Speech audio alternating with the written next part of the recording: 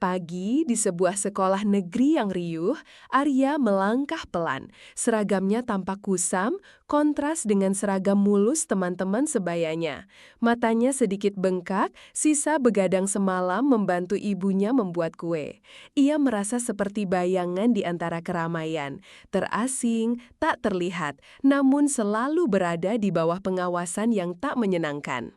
Suasana kelas mendadak hening ketika Pak Budi, guru kesiswaan yang terkenal tegas, memasuki ruangan. Aura otoriter menyelimutinya, membuat setiap siswa menunduk. Pak Budi mengumumkan adanya kehilangan buku langka dari perpustakaan sekolah. Suaranya menggelegar penuh selidik, menciptakan ketegangan yang mencekam.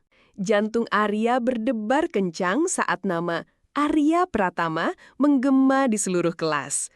Pak Budi menatapnya tajam, pandangannya menyapu seragamnya yang sudah memudar, seolah mencari konfirmasi atas prasangka yang sudah ada di benaknya.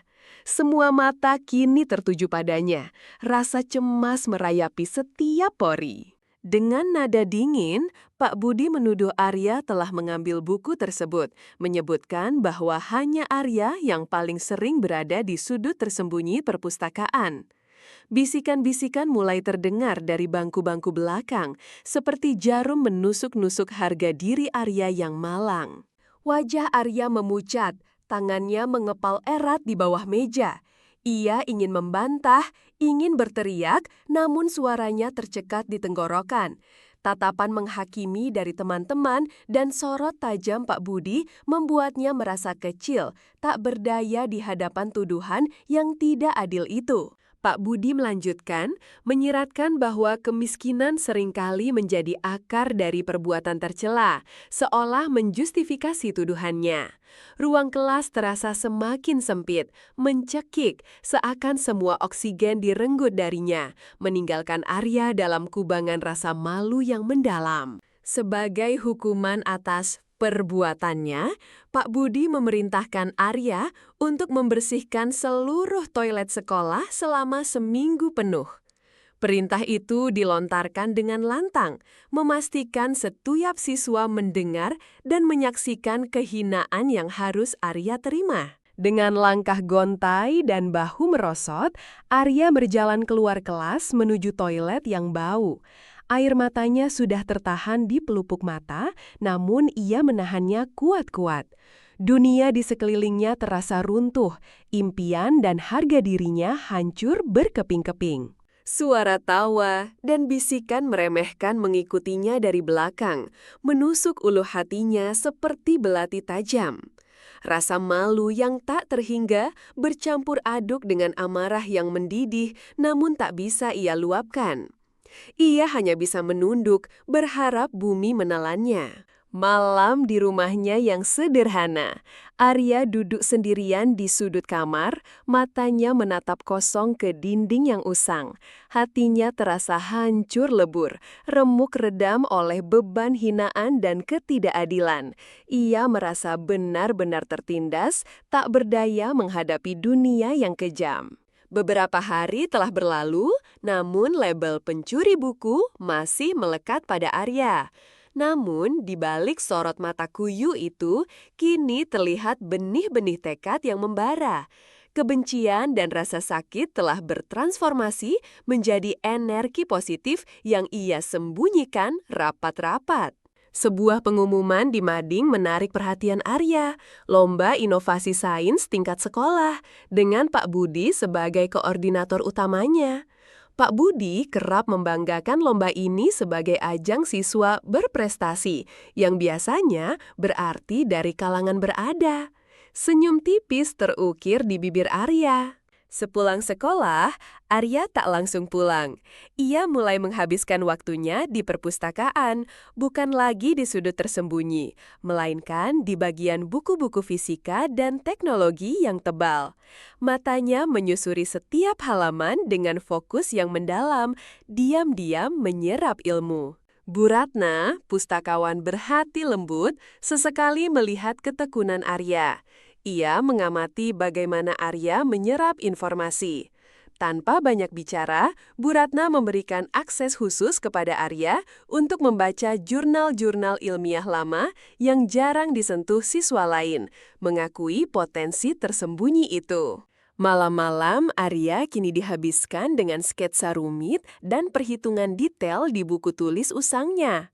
Lampu redup di mejanya menjadi satu-satunya saksi bisu atas kerja kerasnya yang tak kenal lelah. Setiap garis dan angka adalah manifestasi dari tekadnya yang membara. Bahan-bahan untuk proyeknya sebagian besar berasal dari barang-barang bekas yang ia kumpulkan atau temukan. Tangannya sering kotor dan lecet, namun senyum tipis kepuasan sesekali terlukis di wajahnya. Ia menemukan kebahagiaan dalam proses menciptakan sesuatu dari ketiadaan. Beberapa siswa lain masih melontarkan ejekan atau sindiran ketika melihatnya membawa kantung plastik berisi rongsokan.